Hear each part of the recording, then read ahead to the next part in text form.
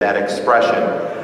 It is wonderful to be with all of you. You know, as you look around at these wonderful quotes here, as the Chancellor indicated, everything is inscribed here for value.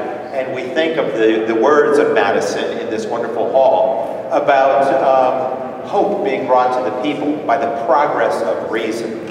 What a powerful statement. Today, more than ever, we need progress of reason. We need thoughtfulness in government.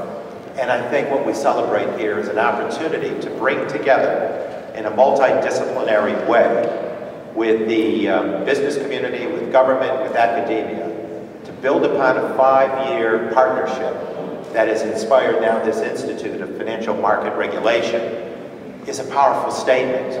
It is an opportunity for us to come together and understand that through thoughtfulness, we can deliberately achieve that balance that speaks then to safety, stability, and competitiveness in the financial market sector. This will allow us to avoid, I would hope, an ever again repeat of what brought not only New York State's economy to its knees, but the United States economy to its knees and that of the world. We cannot afford to tolerate that situation ever again.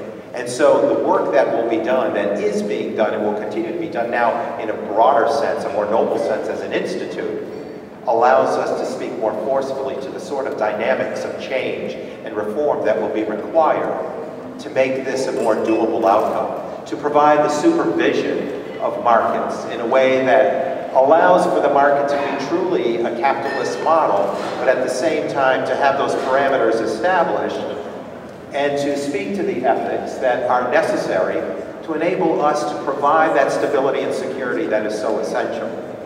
This model, the one-of-a-kind hub in this nation, is a feather in the cap for New York.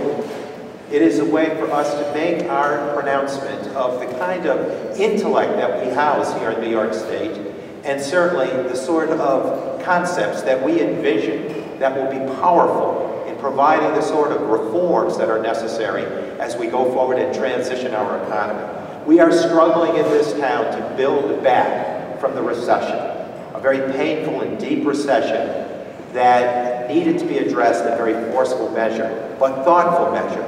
We believe the bleeding has stopped, and now it is our opportunity as a moment here to provide for the reforms that will build an economy that is like none we've ever enjoyed before. And this institute will enable us to do that. Its regulatory work, its inspiration that it will provide will be a tremendous force.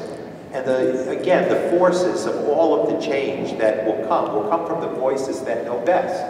Those who are professional regulators, those who are market participants, those are the business and academic notions of change and reform. It is my pleasure and honor to represent SUNY Albany here in the United States House of Representatives, but more importantly, to advance an agenda on behalf of the campus that speaks to the truest sense of value added that is brought to the equation by the intellect of that university. And so we are very proud to give highest recommendation to the $800,000 appropriation request for the Institute as we go forward, so that you will have the appropriate resources and talent and management that will take us to that higher ground that will enable us to step back and say that we truly have achieved, through progress of reason, the sort of thoughtfulness that inspires hope for people across this country and, more importantly, across the globe. So thank you for what you're doing to put a major footprint out there of reform and change that will long endure as a test to our thoughtfulness. So I thank you very much for all of your work.